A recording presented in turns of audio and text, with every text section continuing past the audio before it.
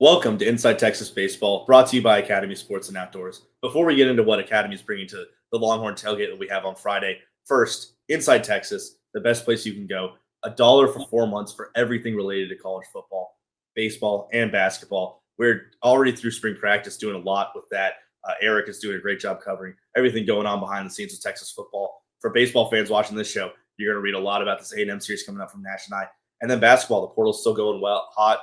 Keenan and I are doing our Wednesday show every week, so make sure you're tuned into that. And $1 for 4 months, you're just not going to beat that. Academy is hosting one of the best events of the year here for Inside Texas fans, the Inside Texas Tailgate, Friday against Texas A&M, of course, presented to you by Academy Sports and Outdoors. You can win a Blackstone griddle, a Yeti 32 hard cooler, a 10x10 Texas flag canopy, 2 folding chairs, and 2 tumblers, all just for showing up. No purchase necessary to enter or win, just one entry per person. It must be 18 years old or older.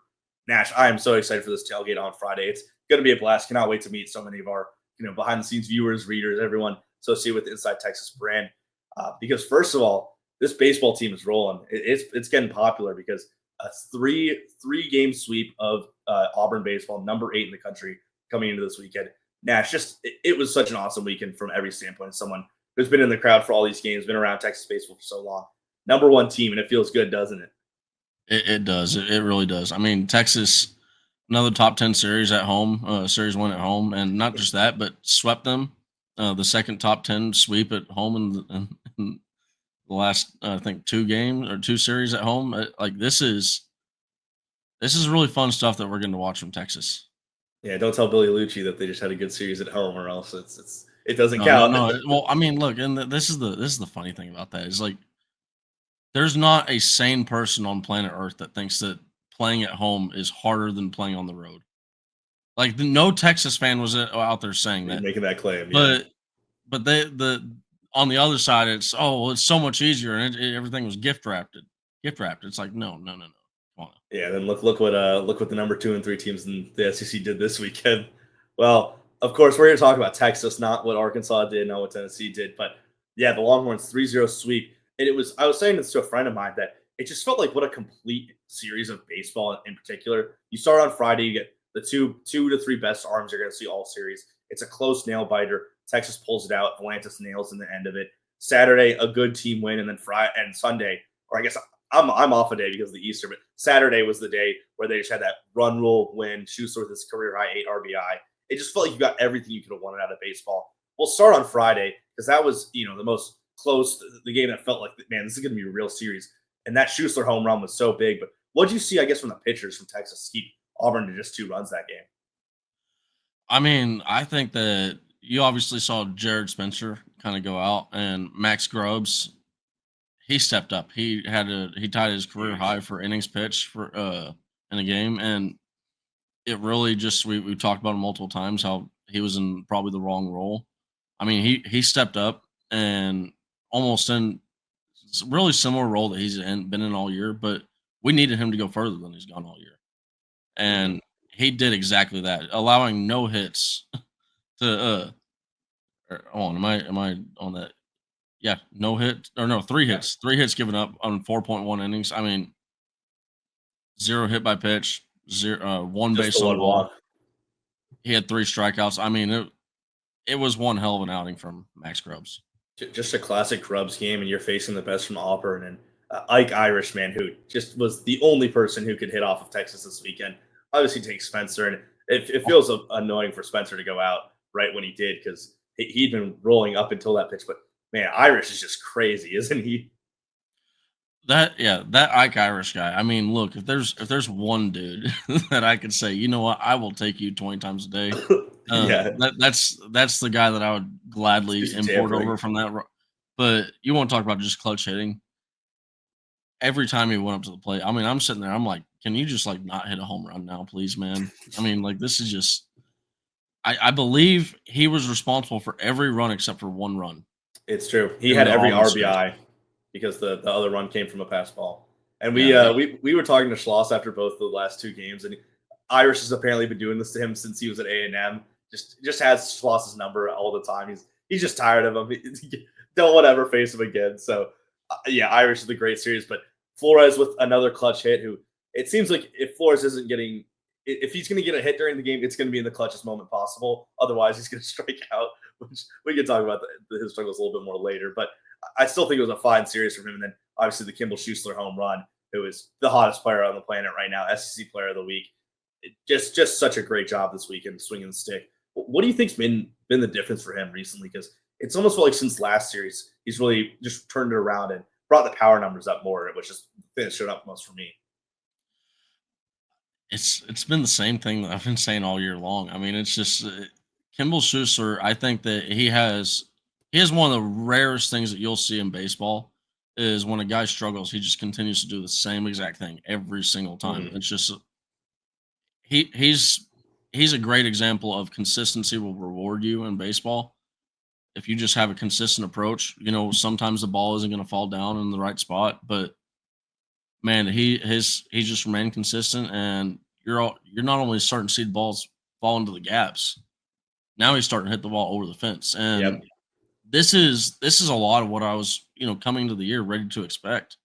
Uh, if you pay attention to the Texas baseball count, they actually started to put out like exit velocities and some of this stuff for the Yeah. ball. Dropped one yesterday. Every single time, Kimball Schuster's filling up that list of the top exit velocities from the week, and you kind of know like, hey, this is a guy that last year he was squaring with the ball really well.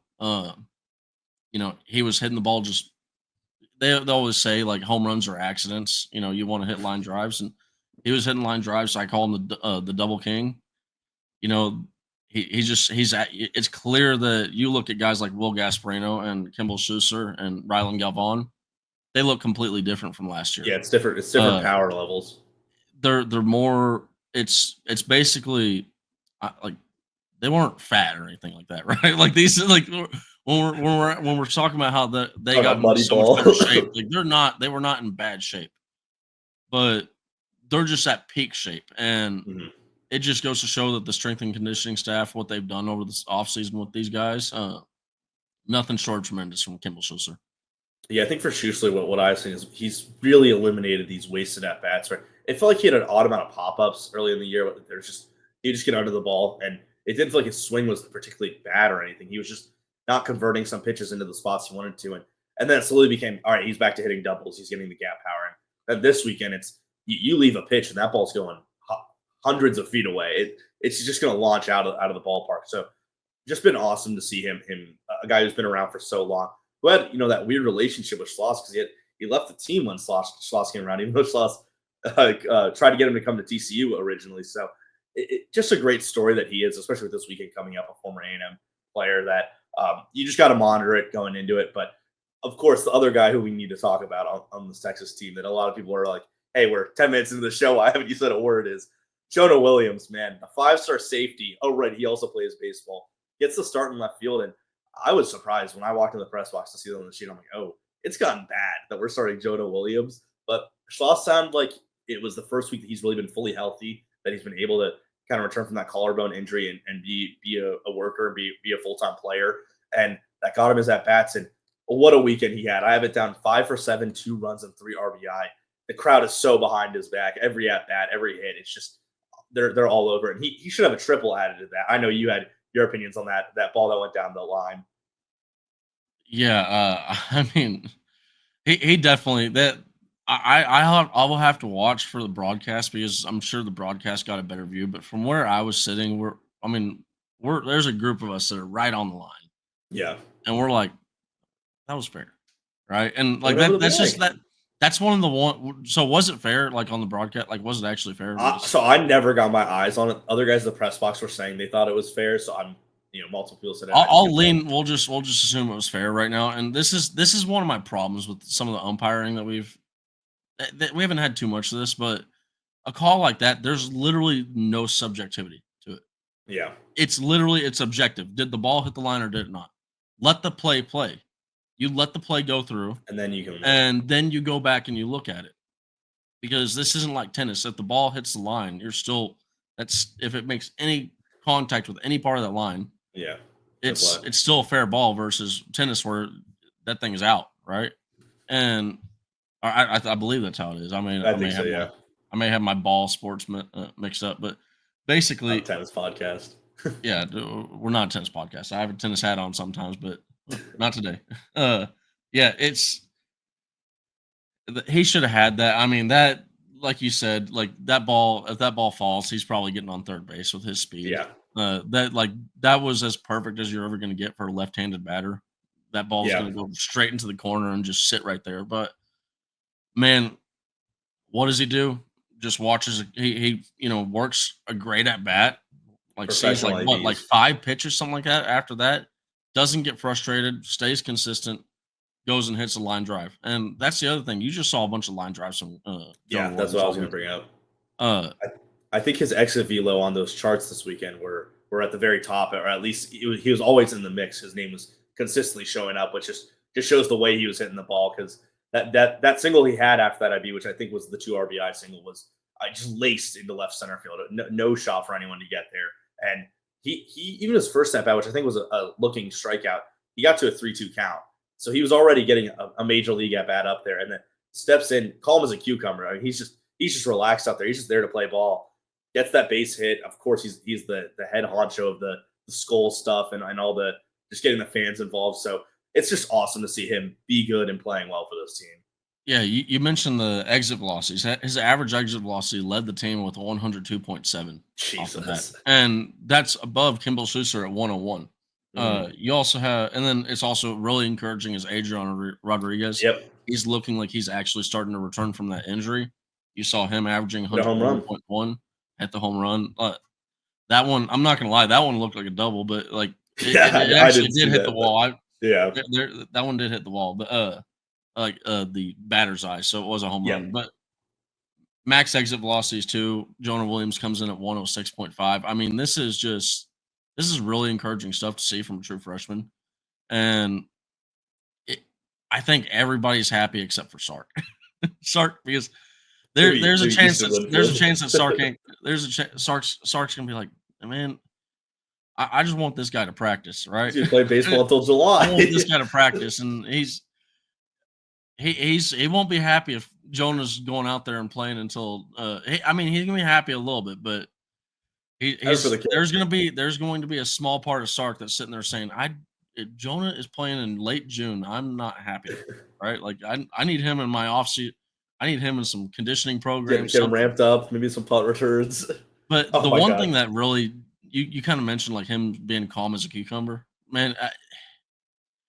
He cool as a cucumber probably is a better word, but a Yeah, better better. Yeah, phrase. good But call. yeah, but more appropriate. But Jonah Williams, if you watch him out there on second base, he's out there, he's doing Oh yeah, he's doing the he's getting the claps, crowd into he's it. dancing to Rylan Galvan's walk-up songs. I mean, like Yeah. this, and then and he's also, but it's not a deal where he's not paying attention, right? Every single at bat, if there was a new batter, he immediately turns around, does exactly what you're supposed to do. He looks at every single outfielder, Knows watches every for where they outfielder. go to move. Uh, this is a guy that you can tell he loves baseball. Mhm. Like I would probably say this might be his favorite sport. I mean, I haven't seen him play football. I haven't talked to him Michael or anything Jordan. like that. Just based off of how I've seen him act, not only on the bench, but just as a teammate, and then also when he gets in the game. Man, this is a really special athlete that I'm excited to see it the rest of the time at Texas. Yeah, grew up in a baseball family. You can tell the IQ is there. He knows what he's doing out there. Played the left field pretty well. He had that one ball that he misjudged a tiny bit, but then recovered to it. And then Schloss like, hey, that's why he's such a good athlete. That's why he's able to play football, is he can get to balls like that. But yeah, he even showed off Might the be our bunting fastest outfield. prowess. Yeah, he might be. I Oh, mean, no, I'm this saying outfield like the whole outfield grouping with oh yeah, and Farmer, Gasparino, and this is as Jonah good as Williams. it's Like gonna get.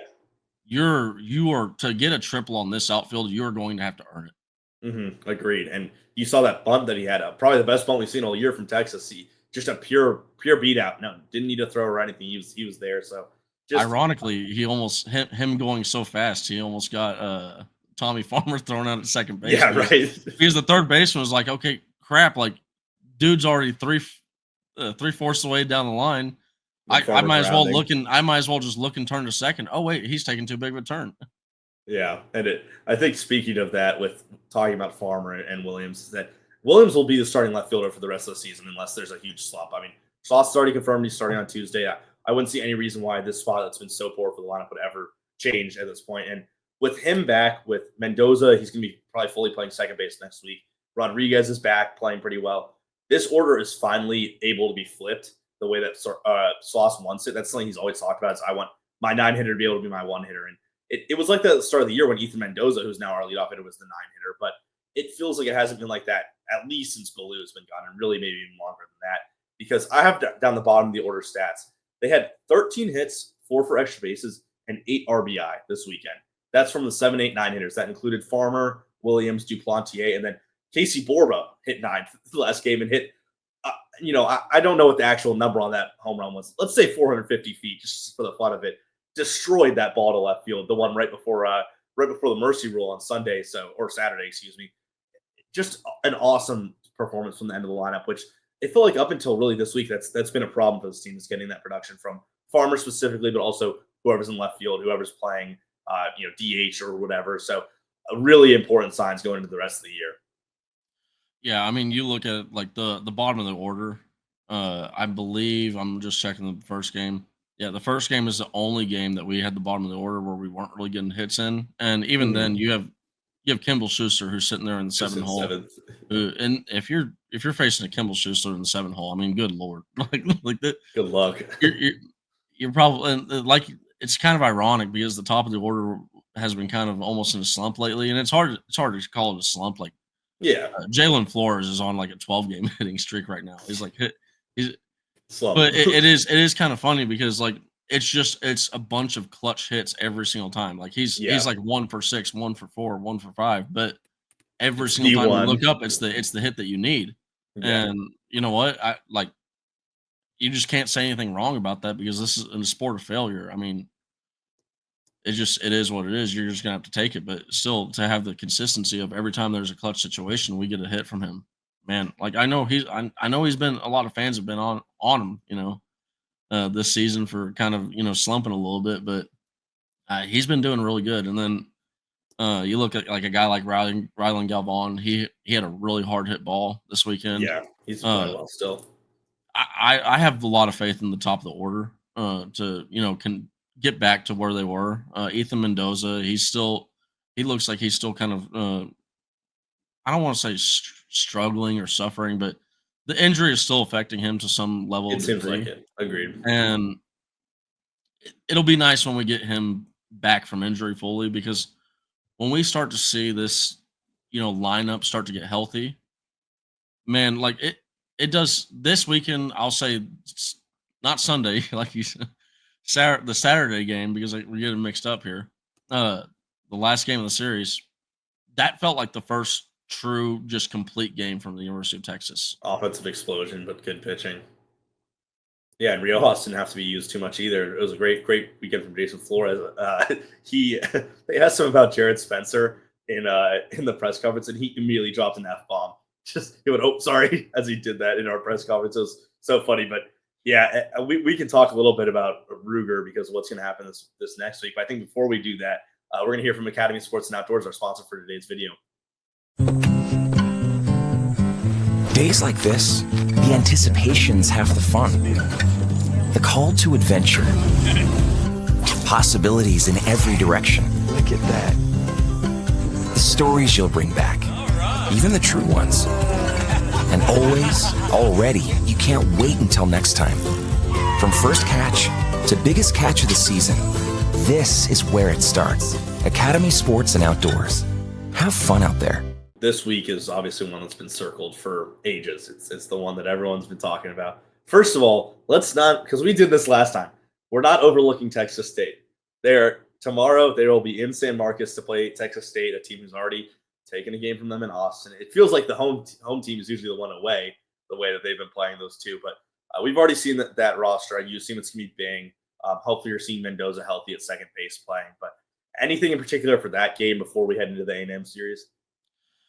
I mean, it's hard to give respect to this Texas State team. I mean, I I think that really you're going to see this Texas team come out fired up because being close to the Texas State dugout, they were talking a lot of crap, and Sure. like I mean, like they were getting I don't want to say they were getting personal with it, right? Like they weren't like talking about somebody's mother or anything like that, but like they were putting some stuff out there, and they had their chests puffed out. Now, I mean, I guess if you score after you make a bad base running error where you should have ended the inning, maybe that does get your chest puffed out. But look, this is a 19-20 baseball team. If we lose to them, it's going to suck. It is. I mean, but at the same time, seeing the Texas team being on the season that we can afford to have a loss to Texas State. It is like it'll be one of those things where if we lose, it is what it is.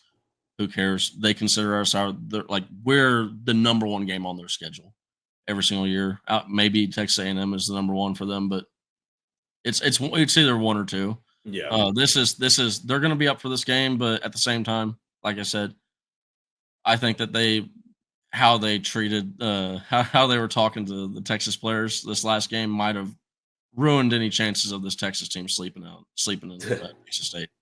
Yeah, and Texas's fourth starter with how good their staff is, as good as anyone's number two around the country these days with Cade Bing. So it's gonna be a fun one. It'll be one you'll want to keep track of and watch along. But hopefully for Texas, that's a win as you go into this A&M series, because there's some news that we need to bring up about it, because Ruger Riojas only pitched, I believe, 3 innings in this game because Jared Spencer will not be available this week. It sounded like we got a report on Friday morning that maybe Spencer would be good for next week, and then Schloss kind of shut that down. He's not going to pitch on Friday, which the early idea is that it's going to be Riojas on Friday. Saturday, you're going to get Harrison as usual, and then Sunday, probably Flores would be my guess, which still is a fantastic rotation, about as good as what A&M is going to throw out, if not better. You're going to get Prager on Friday, which is always, the MLB guy potentially, who's had a struggle-filled season, but that's going to be the one to look out for, is Riojas pitching on Friday, which I'm not sure he's ever done that.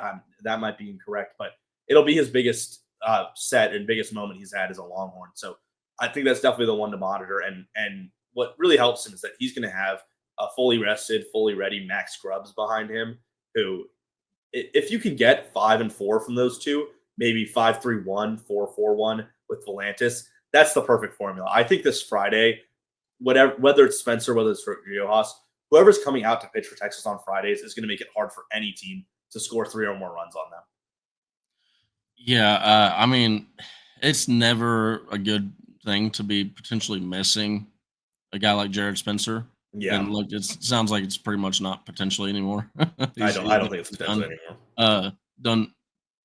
He's shut down for the weekend, but I mean, this is also, it's not something that you'd like to hear. Looks like things initially are going in a great direction. Okay, he's just being pulled out of the game, and then now all of a sudden, hey, we're shutting down for the weekend. You don't like to hear those things. There's obviously something there, and hopefully it's not that serious.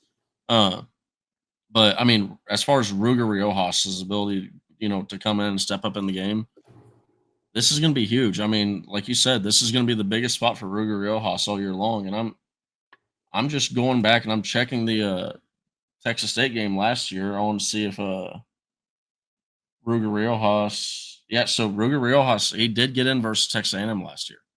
Okay, he got 2 innings versus Texas A&M, 1 hit, 0 runs, 1 strikeout. Sounds good to me.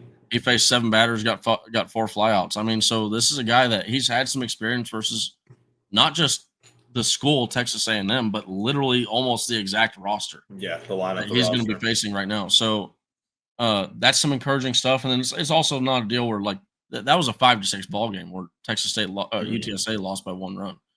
So it's not a deal where Texas A&M, he was facing some Texas A&M scrub. Cruising, yeah. But that's going to be a big thing. Obviously want him to go as long as he can. But, man, really, you like to see Jason Flores he's pretty much going to be the Sunday starter, it seems like. I don't see why obviously getting him in that role. One guy that I'm interested to see if he can really kind of carry a lot of the load for some of the missed innings that are going to be leaving is Thomas Burns. Yep. Thomas Burns, he was a guy earlier in the year that Schloss and the staff were talking about how, hey, we want to eventually move him into like a starting role, potential Sunday starter. Ruger Riojas got that locked up, and then all we saw from Thomas Burns is in the last few outings is he's really starting to get some high pitch counts, and he's actually doing very well. So that'll be a very encouraging sign to see if he does well versus Texas A&M because Connor, go ahead and pull up the stats. I mean, over the last 10 games, I mean, Texas A&M, this is a hot team. I mean, they're Oh, batting 100%. 315 over the last 10 games compared to Texas 281. On base is almost 500, 110 hits, 26 home runs. Like they're 1/4 of their hits are leaving the ballpark right now. That's one thing that I'm looking at right there. And then their pitching, Texas obviously, amazing pitching staff, right? But Texas A&M is not far behind. No. And this Texas A&M team, 9 of their last 10 games have been wins. They've won series against number one at the time, I believe, Tennessee. Number 2 at the time, Arkansas. Swept South Carolina when they came into town. So there's no team that's hotter in baseball. I was surprised that they didn't sneak into that 25th spot, but I'm shocked. this is the worst time you can be facing them without your best hitter and your best pitcher available, and they're going to have the hitting advantage. They probably are the better hitting team on paper at this moment in time, especially pure out of the park power. Like you're seeing that 26 home runs in the last 10 games. It's pretty. I mean, insane. yeah, outscoring teams 112-49. Yeah. That's your number right there. But the pitching is where Texas has the edge always, and that's how it's going to be for the rest of the season with this Longhorn team. A whole 60 points better almost in opponent batting average, giving it less than 2 runs less per game. The whip's different, but that's because A&M's giving it more hits specifically and giving up extra base hits. But the Longhorns are going to have their hands full with how these two teams are going to play because Jace Laviolette is back to hitting like the number 1, number 2, number 3 pick in this year's upcoming draft. So I think Texas is going to have their hands full on the offensive side of stuff. But I'm really looking forward to the series because it's a great chance for we've talked a little bit about the top of the order, especially to get their feet wet again and really break out back into where they need to be for the rest of the season. Mendoza as the leadoff hitter has been injured is the main thing. Been playing DH. He's gonna be back at second base. Can he bring back those 2-3 hit games that you were seeing against? I think Kentucky. He was having something like that. And then Jason Flores. The big number I pointed out I was looking at is he only has 6 walks in conference play in his 75 at bats against 81 plate appearances, just to a 2.72 on base percentage. I think the big thing is he's got to get back to just getting on base more than just these only hitting for clutch. Yeah. I mean, obviously, it's you go back to that money ball thing. What does he do? Gets on base. Gets on I mean, base. getting on base is Not probably hard. we've talked about it before. I mean, in order to score, you have to get on the base path, and that's going to be a big thing. That's kind of one of the things that was more encouraging about Jonah Williams is he was, and then also not just Jonah Williams, but the entire team is. You can tell there's been a lot of emphasis on having good at bats. I mean, you got Rylan Galvan. He saw like 18 pitches in his first 2 at bats. I mean, on I think Saturday. This is just the ability to see a lot of pitches. One, it chases starters out earlier than they're supposed to be. You never want a starter to go like Will Bednar or Will Matthew. You don't like to hear that. You don't like to see those. But I mean, then you go over to just the whole team is just out there. If they're not, it's really rare to see us strike out. I think 98 Ks to 49 based on balls. I mean, it's not amazing, but we're getting a lot of good walks, and we're seeing a lot of good pitches, and that also leads to guys on deck. Now the guy on deck has seen 10 pitches or something like that. Now all of a sudden, hey, that guy might get a hit when you get on base. These things they all work together. Well, in conference play alone, they have 22 more walks than their opponents, and a lot of that, like you said, Williams is drawing those good ones. A really underrated part of Casey Borba's game is his ability to draw the walks. He's in the double digits, even though he's not one of the kind of main 4 or 5 batters that is playing every single day. So he's someone that at the bottom of the order, you're gonna have to work for every single at bat down there, and that's coming to what we were talking about earlier about these players playing well. Someone like Tommy Farmer, actually, I saw swinging a little bit earlier in the count recently, which I think has been helpful for him because he has the strikeout problems. So if he can attack, I think he had one hit that was just on a first pitch, just laced it out to left field. So if he's going to be able to do that, I think that will be super helpful. He's on, I think, like a 14 game on base streak. He's been swinging the bat really well recently. So that's going to be a key part of this team. and a guy like Farmer too, like having him on base, that's speed. Like Yeah. that's probably the second fastest guy on the baseball team, right there. Jonah Williams probably just took that took that. Uh, Duplantier is up there, but those are the three I'd say. yeah, but I mean, also one thing that you're going to get to with Tommy Farmer, you get a lot of he just he seems like he has a lot of he does seem like he has a lot of experience, even though he probably this is his really first year as a starter, Mhm. but he plays the game of baseball well. He does all the little things that you want to see right, like fielding. He rarely makes a mistake out in the field. Yep. Uh, Solid. he's a guy that he's probably the only guy, and not probably he is the only guy on our team that doesn't hit home runs, right? Yeah, I think He's so. just out there taking solid hacks. He's got 9 doubles on the year though, so it's not like he does. He reminds me a lot of like a Kimball Schuster last year, Mhm. but I just agree. really, really fast. Yeah, and going over the A&M side of things, that this team's swinging the bat well, and you're seeing like Caden Sorrell really coming back into his own and having a good year so far. Caden Kent has been swinging like crazy recently. Jeff Kent's son. I'm not sure about the injury situation on A&M side, but it seems like a good bit of their lineup is around.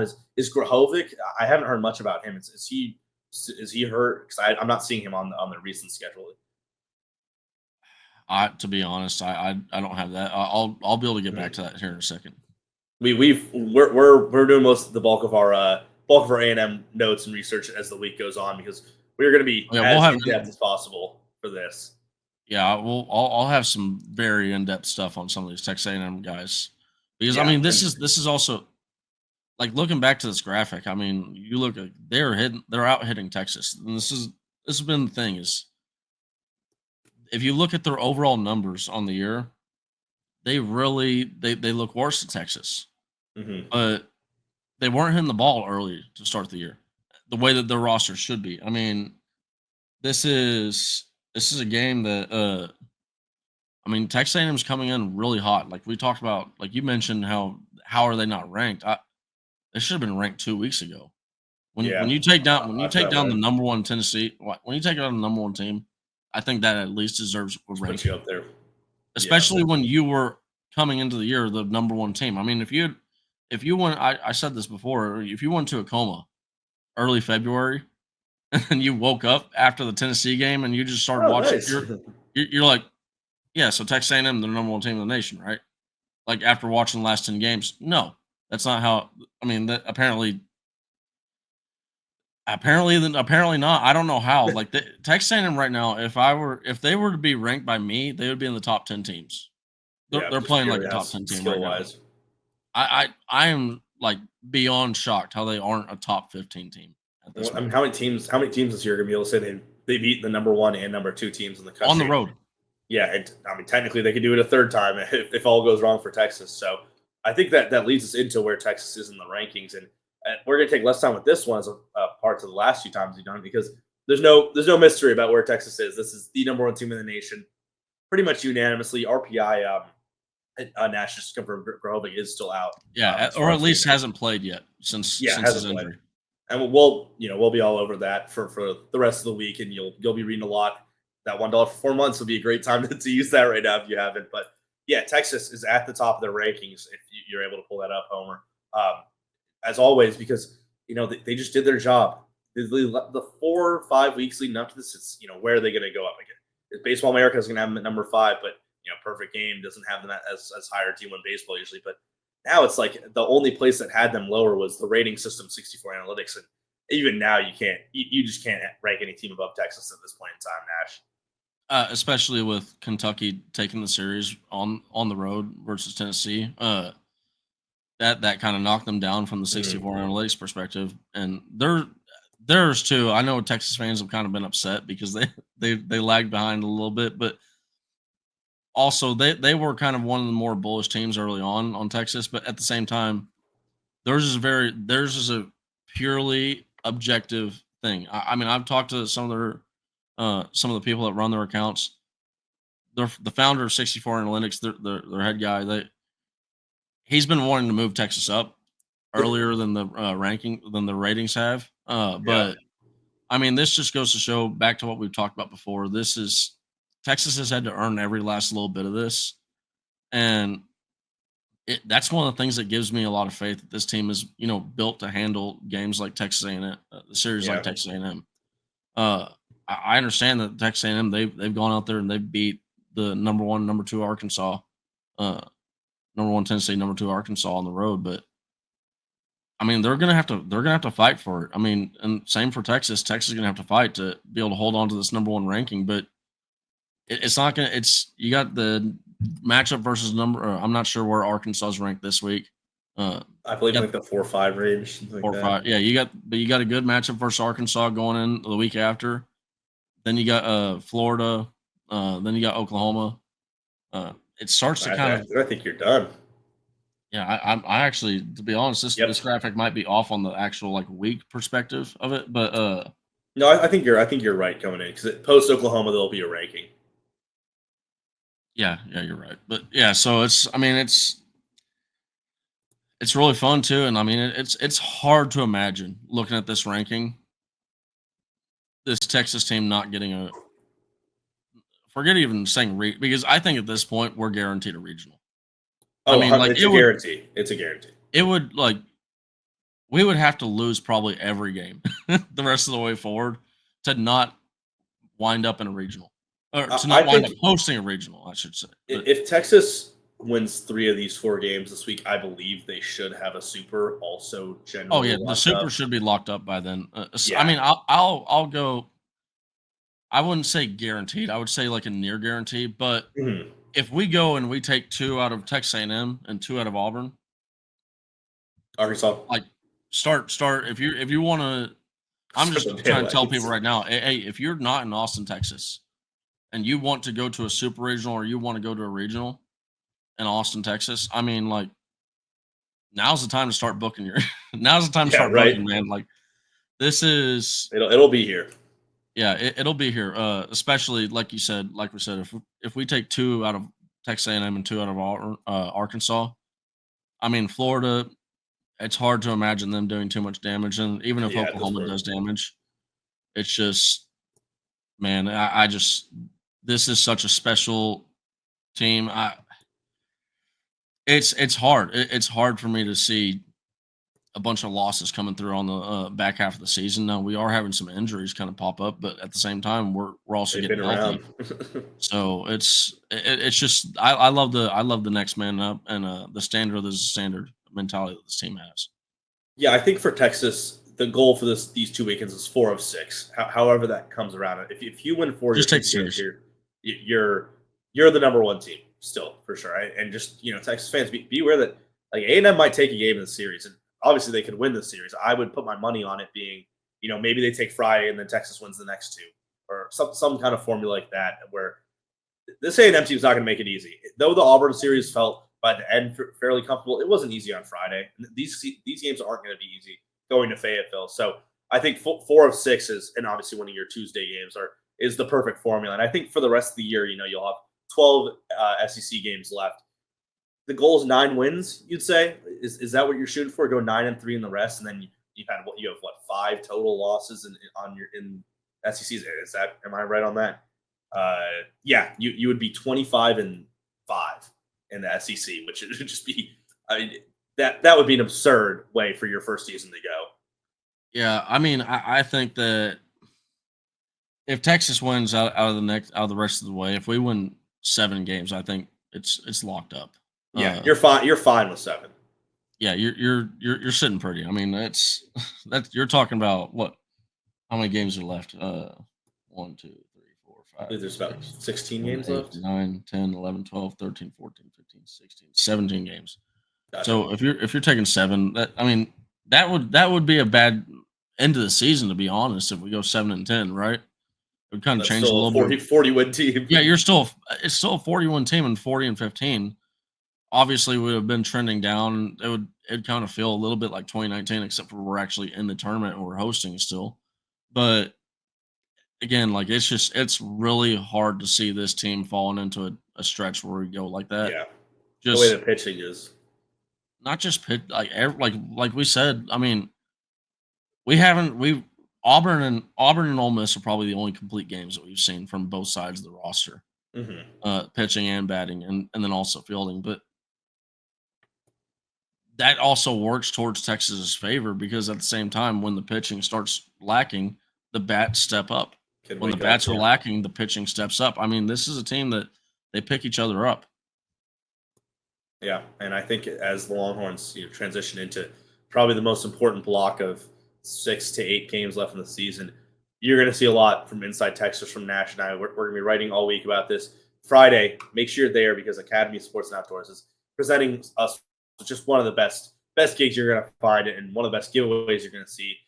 Anything you want from a Blackstone griddle, which that's the one I would want the most. Not going to lie. Yeah, no, some not folding gonna lie. I'm chairs, jealous because two Eddie tumblers. I'm jealous, man. Because can we enter? Are we allowed to? I don't know if we're allowed to enter, but if we are, man, my entry is going to be put in. Oh, obviously that flag canopy and the cooler that comes with all of this. It's just one entry per person, but no purchase necessary. Must be 18 years old or older. Of course, Inside Texas is $1 for 4 months at this current time. The spring practice sale is just the best you're going to find at any program in any site inside the entire college football, college baseball, college athletics world. So make sure you're tuning in to what we're doing on ITYT and, of course, on our boards. Nash, it's been a fun one. We've been yapping for a long time. You're going to hear a lot more from us about Texas A&M. And Connor doesn't like it when I send it over to you. So we're just going to sign off here for the week. We'll talk to you guys next week after this A&M series, and you'll hear from us on Friday as well with the tailgate and everything we're doing around that. So thanks y'all for watching, and we'll see you next time. Welcome.